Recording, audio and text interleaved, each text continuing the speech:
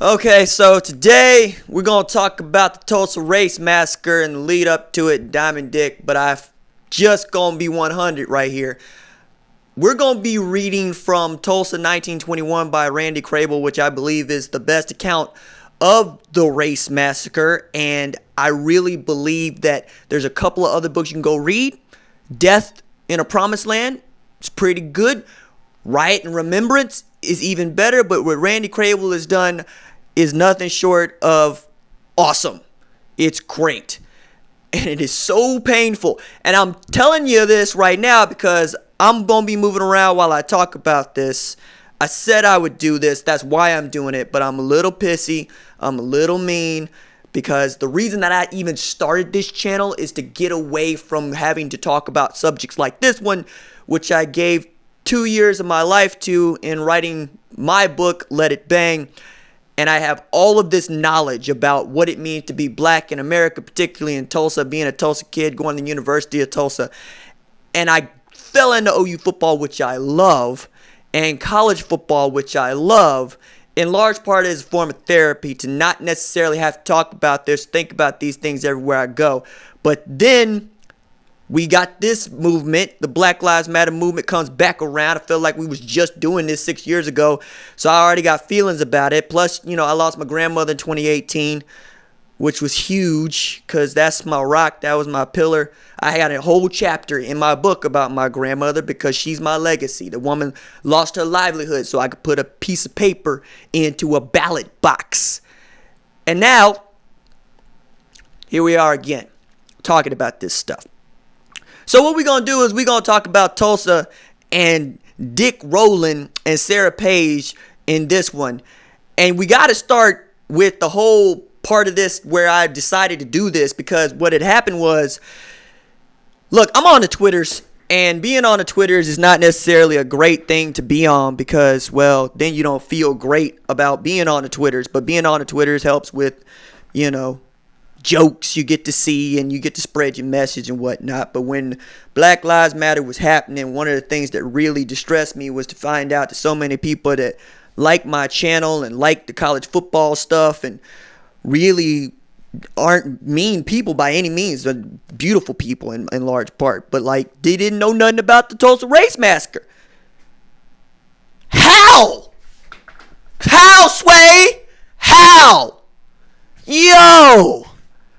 Oh man, there's a good reason I'm wearing my Voltron shirt, Defender of the Universe, because I'm gonna need some help. Alright, so after I was hurt by that,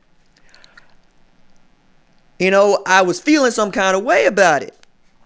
So I go out to the protest and I go the way that I think you're supposed to go, which is right through, the bottom of North Tulsa basically, and go down Pine to North Greenwood, down to the school, OSU Ed, Tulsa, Bass Langston.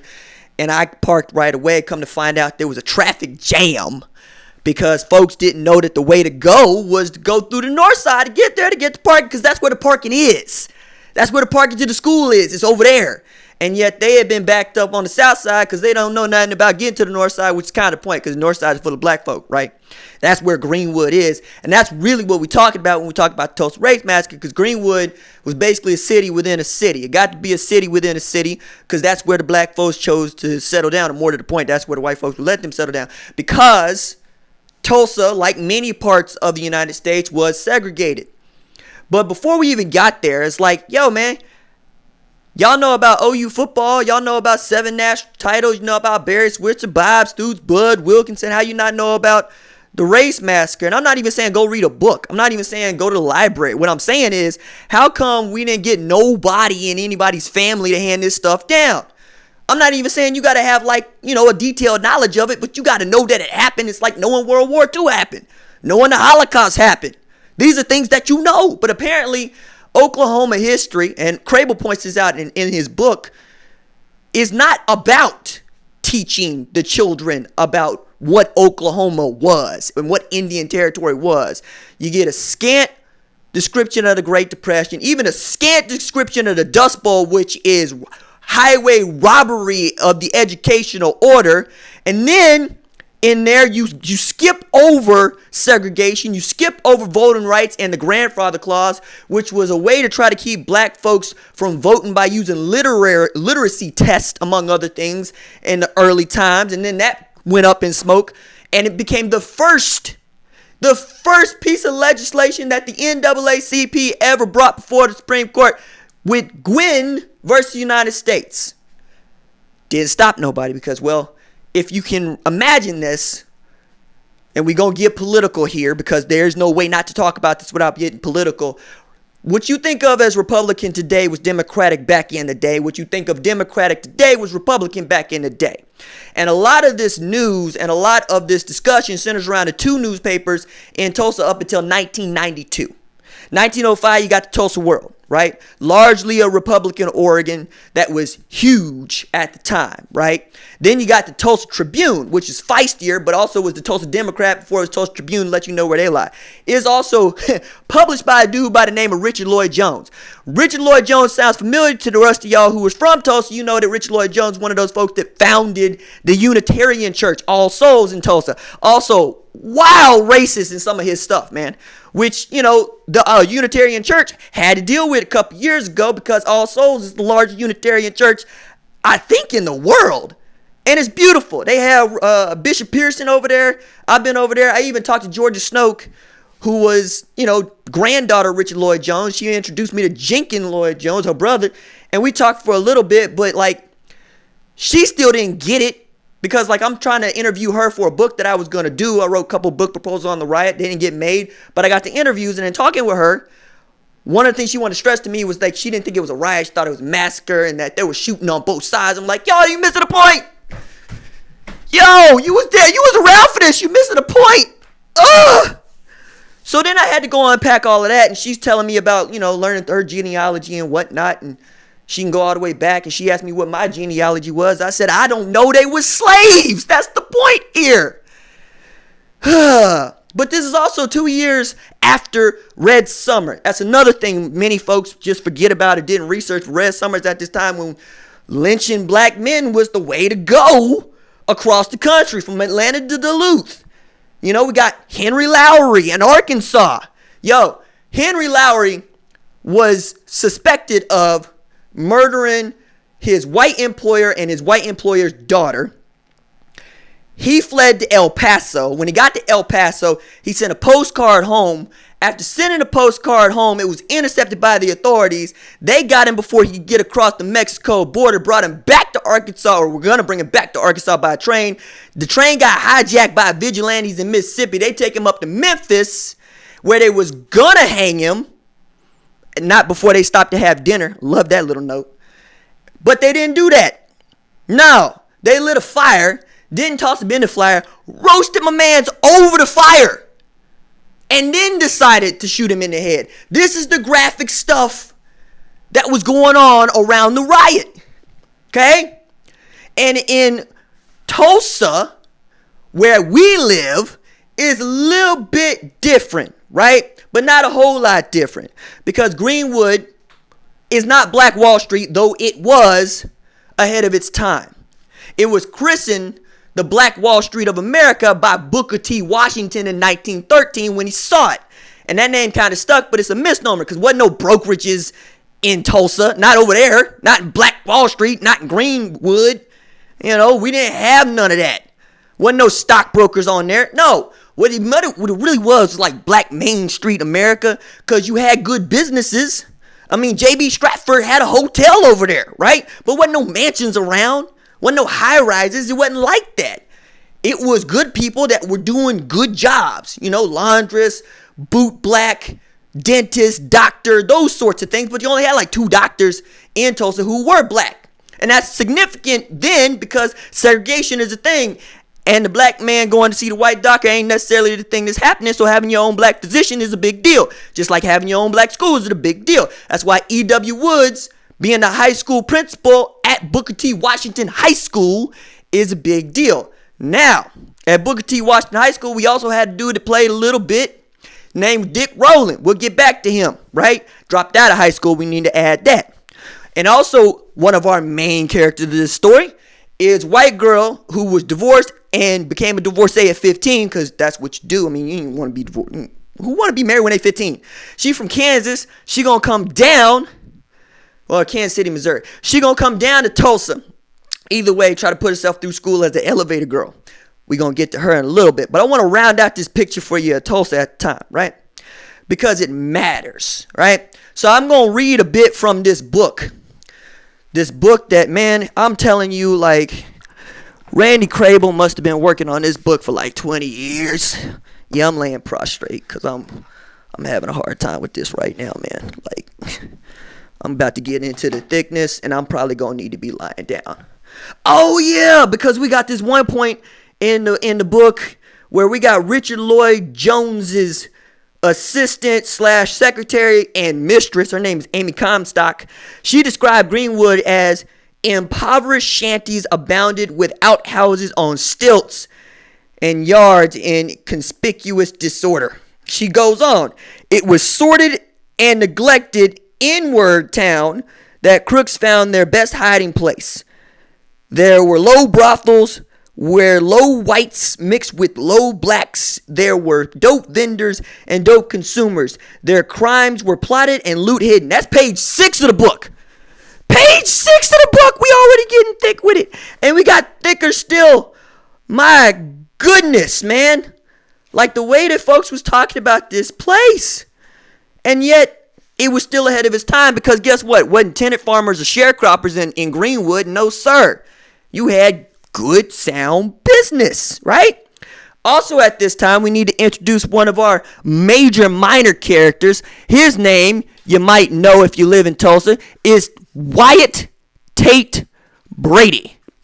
Now, Wyatt Tate Brady is a big deal because, well, we had us a little hoo-ha about him not too long ago, because people found out, well, my man used to wear the white robes with the holes patched out to see. Like, that's where my man's was. So, like, in him doing that, why did he do that? Well, we'll get to that. But how did he get down here in the first place? Yo, check this out. This is page 13 of Tulsa 1921. One of the earliest and loudest and most effective boosters was an erstwhile traveling shoe salesman named Wyatt Tate Brady. A native Missourian, Tate Brady arrived in Tulsa in 1890 as a 20-year-old with not much more than ambition and drive. Look at him go, declaring the village ripe with promise. Brady set down his sample cases and set up shop, establishing a mercantile business and later a hotel, and marrying into a prominent mixed-blood Cherokee family. Short, stocky, energetic, Brady immersed himself in local and state politics and tribal affairs. He was one of the signers of the 1898 charter and an organizer of the booster trains that brought national attention to Tulsa. He invested extensively in real estate, particularly north of the Frisco tracts and soon to be dissolved Cherokee Nation. His closest friends included Oklahoma's first governor, Charles Haskell, and it was in Brady's hotel in 1910 that the scheme was hatched to spirit the official seal from the existing state capital Guthrie to the new one, Oklahoma City, ahead of a voter-approved transfer. Brady was also associated with and sometimes act as a surrogate for Charles Page, the George Kaiser of his time, a wealthy oil man and philanthropist who founded the town of Sand Springs, a few miles west of Tulsa, and who exerted considerable influence over local affairs. That's Tate Brady, right? But by the time 1912 comes along, we got Tulsans that is, well, we patriotic. And many of y'all would know that because, well, try to talk about the flag around here. Go ahead, I dare you. Try to talk about kneeling around here. You probably going to get somebody looking at you funny or yelling at you on Twitter like me because, well, it ain't about the flag. And not everybody that fought and died for that flag is treated the same as some people that did fight and die for that flag. Because there were men that fought and died for that flag from World War II, get home, can't even vote. And yeah, y'all gonna talk about kneeling versus the flag. Now, completely forget about all of the other stuff that goes into that statement. But even as we're going through this, right, we got the Knights of the Liberty, Clan, with Tate Brady as well as the chief of police and local newspaper editor in on the Knights of Liberty, which vigilantes trying to trot out vigilante justice at the time.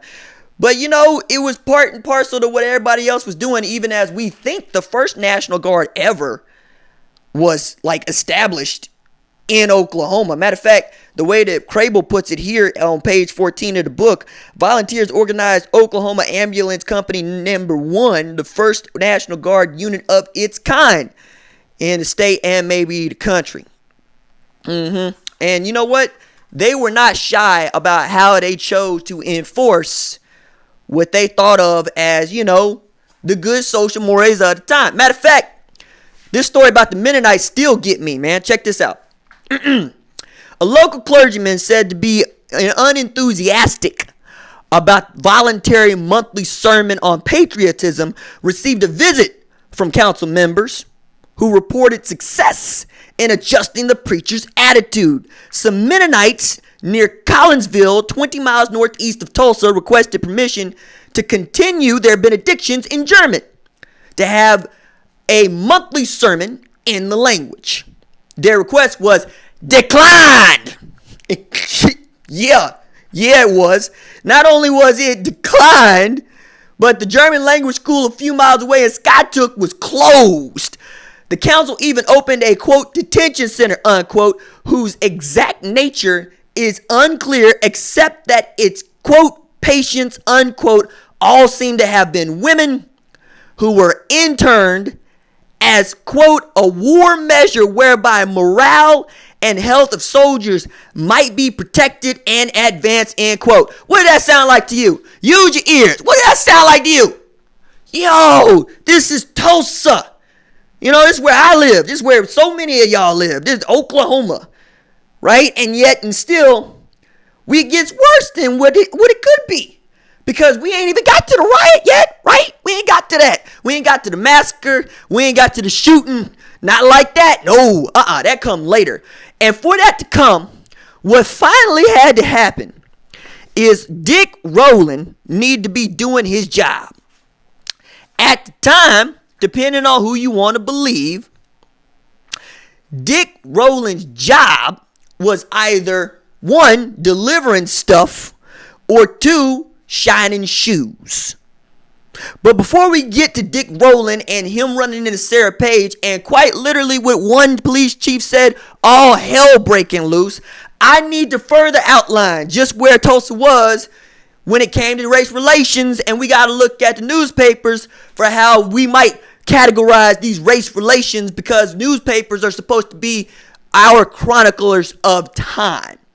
Not too long ago, all I wanted to do was be a sports columnist. All I wanted to do was tell stories. So I paid close attention to this stuff, particularly in Tulsa, because I wanted to work the Tulsa world, right? Wanted to be a part of that tradition. So check this out, right? This is funny. The black intellectual W.E.B. Du Bois, then a leader of the NAACP, visited Tulsa while on tour in March 1921, but while Du Bois was one of the 2 or 3 most famous African Americans alive, the white press ignored him, except for a brief advance notice in the World that misspelled his name. In all likelihood, Du Bois would have at least touched on the subject of lynching. At about the same time Du Bois came through Tulsa, the NAACP began distributing a brochure composed entirely of headlines related to the abduction and murder of Henry Lowry, who I just told y'all about. Okay? So the story of Lowry's death was on the front of newspapers, including Tulsa's, for days, sharing space with the developments in a case of 12 black men convicted of murder during the Phillips County, Arkansas race war of 1919. That's Arkansas. That's 2 years prior. That incident, which some believe was the deadliest of many racial conflicts of this era, involved black sharecroppers trying to organize a union against the wishes of white landowners. When law officers arrived in the rural black church where this nascent association was meeting, gunfire erupted, resulting in the death of a white railroad detective and wounding of a deputy sheriff. 500 armed whites later, joined by a similar number of regular army troops, swept through the county in a deadly retaliation justified by calling what had happened a, quote, Negro insurrection, unquote. At least 5 whites and an unknown number of blacks were killed. Hundreds of African Americans were arrested. The 12 convicted of murder and sentenced to die ultimately went free, the result of the landmark legal proceedings that stretched on for more than 5 years.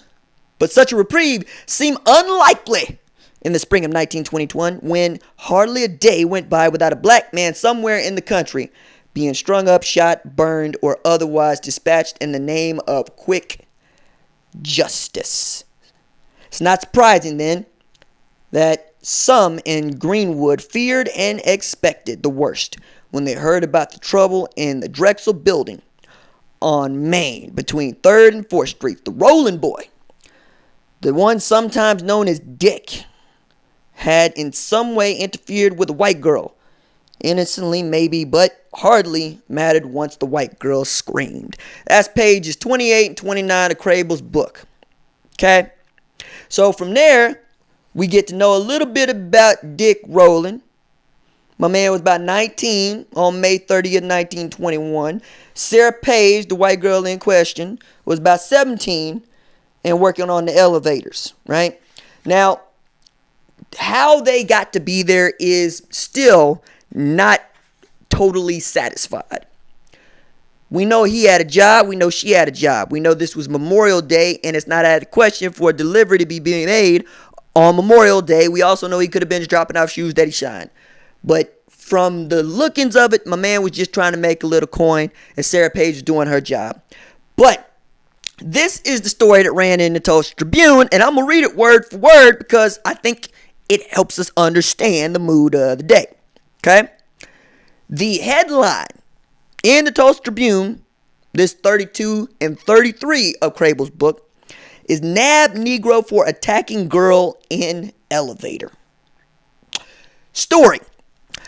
A Negro delivery boy who gave his name to the public as Diamond Dick, but who has been identified as Dick Rowland, was arrested on South Greenwood Avenue this morning by officers Carmichael and Pack, charged with attempting to assault the 17-year-old white elevator girl in the Drexel Building early yesterday.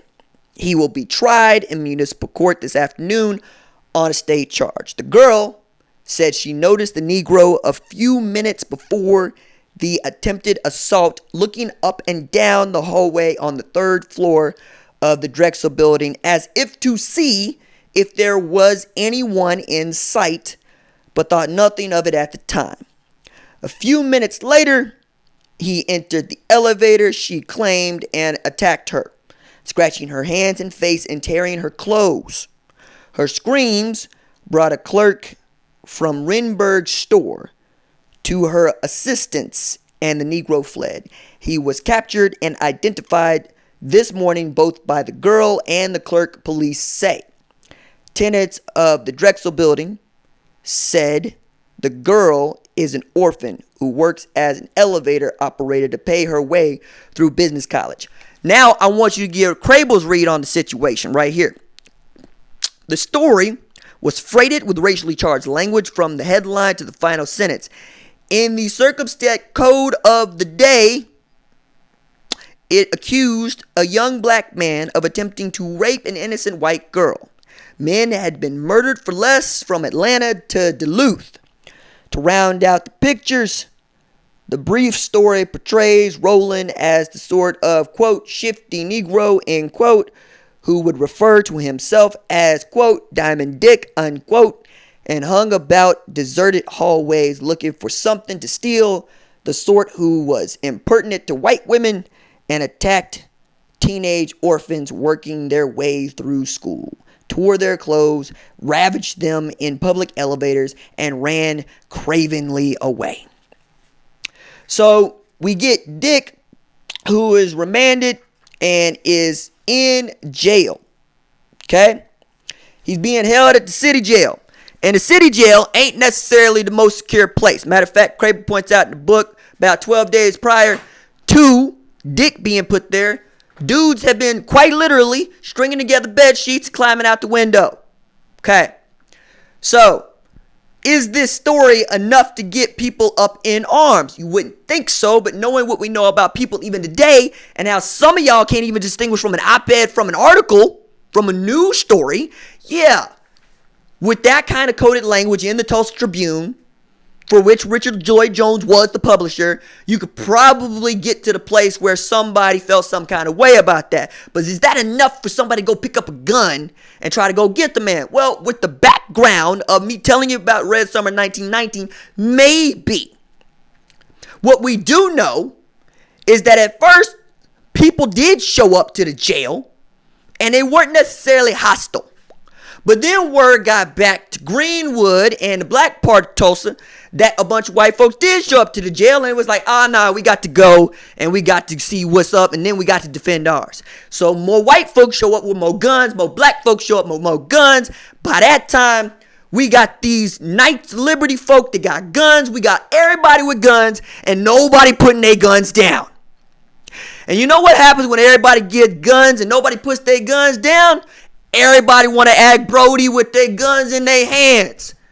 Everybody want to act Brody with their guns in their hands. I got to lay down. Look. All of this could have been avoided because we had one dude say, hey, let's put Dick on the road, get him up out of here because we don't need him downtown. We had a dude that was in charge of jail say, no, I'm going to leave him here. He's safer here. Called in all of his deputies and said we could protect him. Then we got dudes showing up with the guns outside going, we coming to get him. Then we got black men showing up, said we dare you. Then what we do know is that we got a dude who had once tried to run for Tulsa County Sheriff, who lost, but wanted to show that he was about something or somebody. He showed up with a gun. He sees a black man with a gun, tries to forcibly remove that black man's gun from him. The gun go off, and then so does everybody else. And that's how the shooting starts. And boy, what happened next is the subject of another damn video. Ugh.